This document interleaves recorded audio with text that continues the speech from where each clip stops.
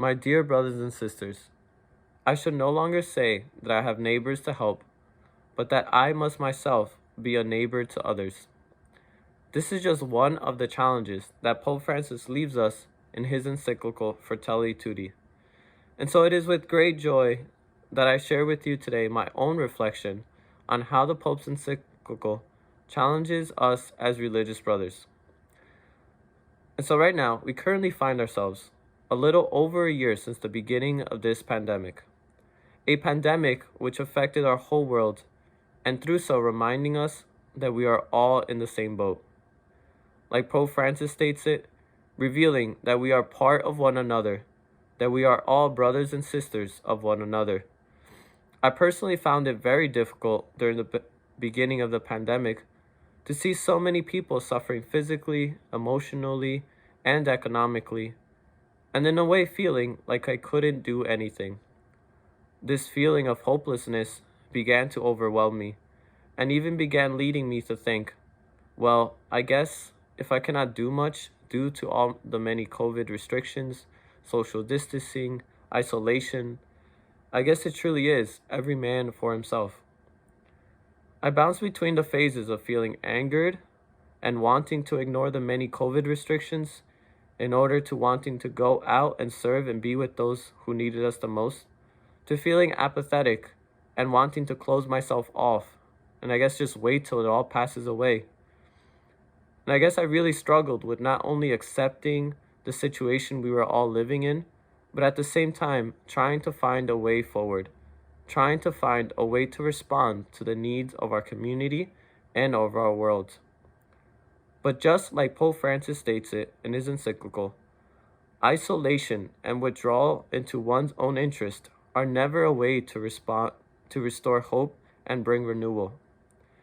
And so rather it is closeness, it is the culture of encounter.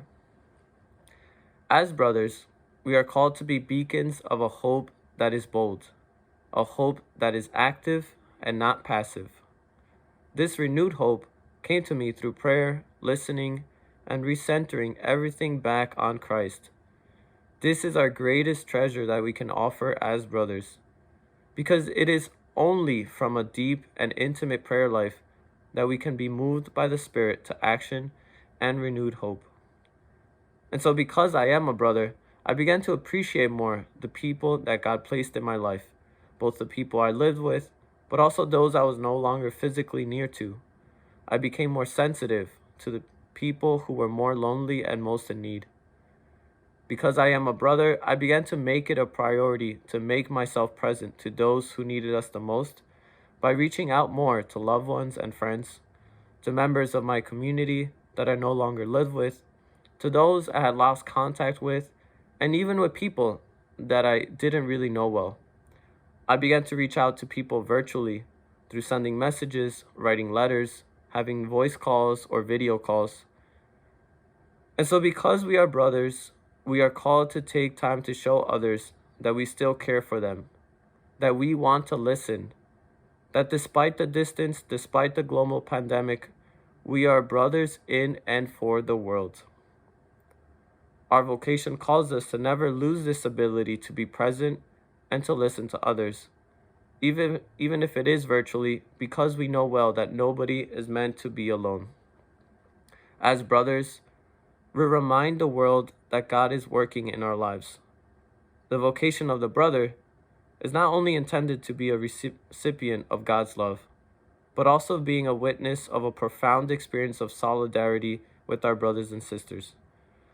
And so similarly to the challenge that I began this reflection with, I make it my own by saying, I shall no longer say that I have brothers and sisters to help, but that I must myself be a brother to others.